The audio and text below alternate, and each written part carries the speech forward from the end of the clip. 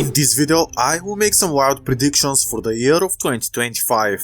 I don't expect everything that I say to be taken seriously, as I want to throw a few curveballs. There is literally 0% chance that all I predict would happen, as I'm no time traveler, but I expect to get some right. So here are my predictions for the year of 2025. First up, Donald Trump would be inaugurated, so he would push for his policies and reforms. So here is what he would change. The war in Ukraine is likely to end in a stalemate, with the conflict freezing, while the new border would become a demilitarized zone. The same solution was implemented after the Korean War. This solution would not be popular with either side, as Ukraine wants total victory, while Russia wants to gain more land. In addition, if the front lines were to freeze as to where they are right now, Ukraine would get to occupy parts of the Russian mainland, like Sudzha and Zhuravlevka, which would be a political blow to Russia. This is perhaps why the Russians are right now employing North Korean soldiers and trying to retake Sudzha at all costs, likely because they would want to accept Trump's peace plans, as they would have a lot more to gain and little to lose, but they would want to kick the Ukrainians out of their mainland before they agree to freezing the front lines. Regarding how this would happen, this is too complicated, but the odds of peace would increase definitely in 2025. Israel is likely to achieve a total victory over Hamas and later Hezbollah, but Israel would keep occupying the Golan Heights and the buffer zone from Syria. With the fall of the Assad government in Syria, Israel has the advantage over Hamas and Hezbollah, as they lost their land bridge to Iran, which is Syria. So these two groups would probably become weaker, as Iran cannot support them as much as before. Israel is already advancing into the Golan Heights and the buffer zone, with the goal to cut Hezbollah from Iran, effectively to encircle them as well, while Hamas is slowly losing ground. Depending on how Israel acts after this, it could either increase or decrease world stability. For example, if Israel were to annex Gaza and more of the Golan Heights, their relations with their Arab neighboring countries would sour.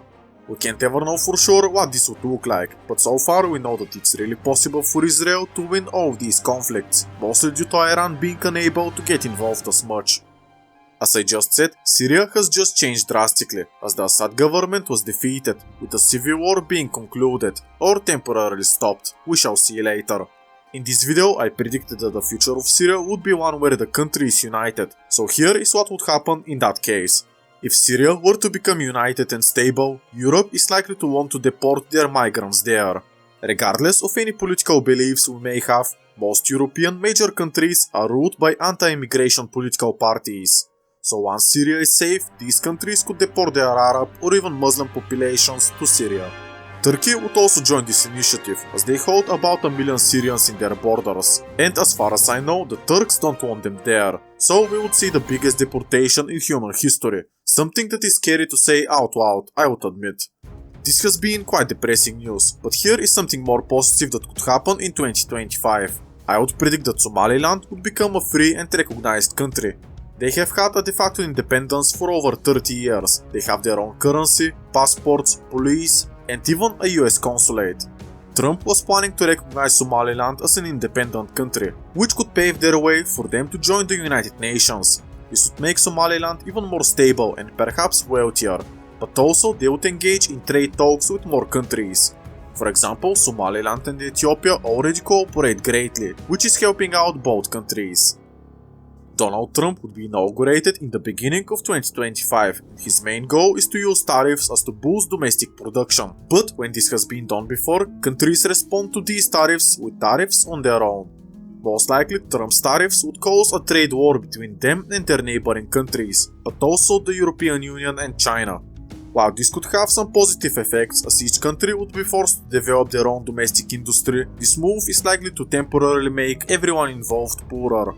Of course, Trump wouldn't introduce these tariffs all at once at the highest percentage, but it would be slowly increased. Needless to say, but this would decrease world stability and unity. BRICS will respond to the trade war and start more united, leading to them to starting to ditch the United States dollar.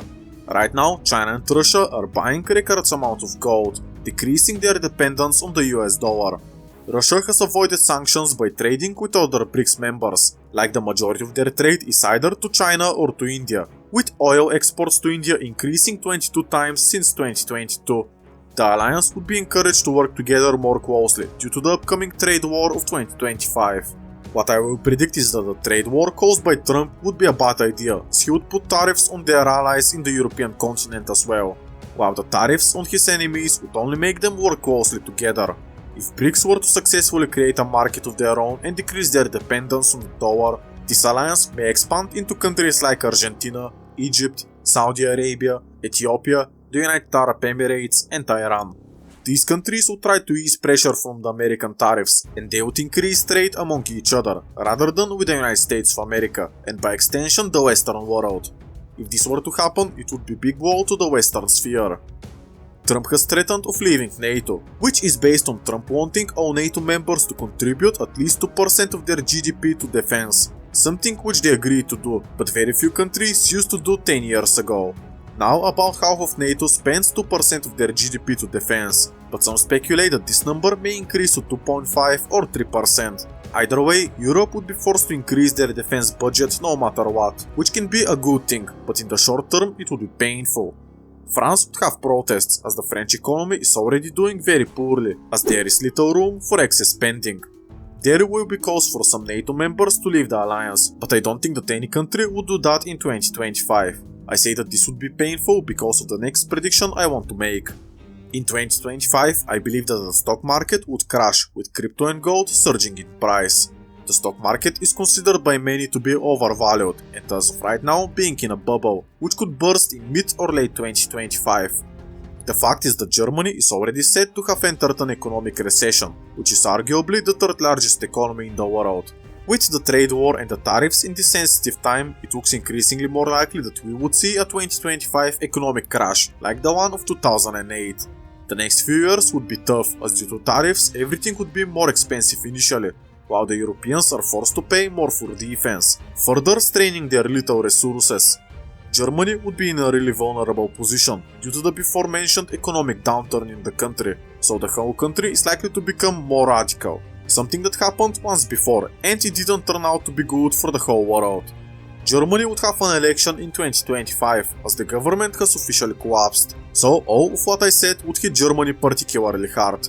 I would predict that Germany's elections would result in AfD victory, but a coalition would be uncertain. Perhaps Germany fails to form a stable government, due to not many political parties wanting to work with the AfD. I think that we will generally see more instability and unemployment worldwide due to this economic crash. This is another layer on why 2025 could be the year where BRICS would thrive, as their alliance would most likely expand or become stronger, and they would be less reliant on America and the dollar. 2025 would be a bad year for the European continent if my predictions are correct, as there aren't any good news for Europe in this prediction.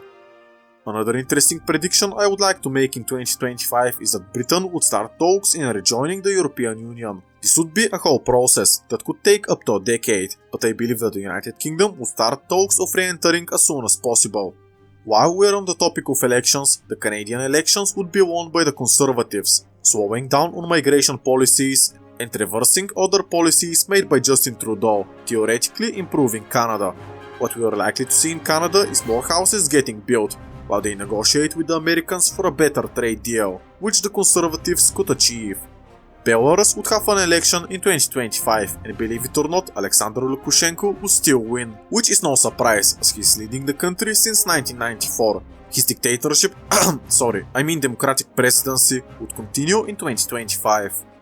I want to make a crazy prediction, and I don't think that this would happen, but it's possible, and each day it seems like tensions between China and Taiwan are escalating.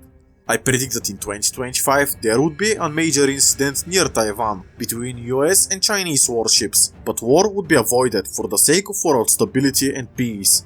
Perhaps the economic crisis I just predicted aids in preventing war from occurring, as both sides don't want to start a massive war, while an economic crisis is still ongoing. The final prediction I want to make is yet another curveball, which is Pakistan and Afghanistan going to war in 2025, or having a lot of small-scale skirmishes. The reasons are complicated, as Pakistan used to be an ally of the Taliban, but the relations soured after the Taliban successfully took over Afghanistan. Further, the Taliban claim Pashtun majority areas in Pakistan, so tensions between the two are rising. There has already been some small-scale fighting, but I predict that this would greatly escalate in 2025. You don't have to agree with any of my predictions, and some, like the US-China incident, I only threw as a curveball, and if it were to happen, I would look like a genius. I expect at least some of these to come true, so we shall see next year how my predictions go, and how many I actually got right. Let us hope that I'm mostly wrong, and we don't see an economic crash, a lot of unemployment, and decreased world stability. I suggest that you take a look at this video regarding the future of Syria, as I made a prediction just when the Assad government fell.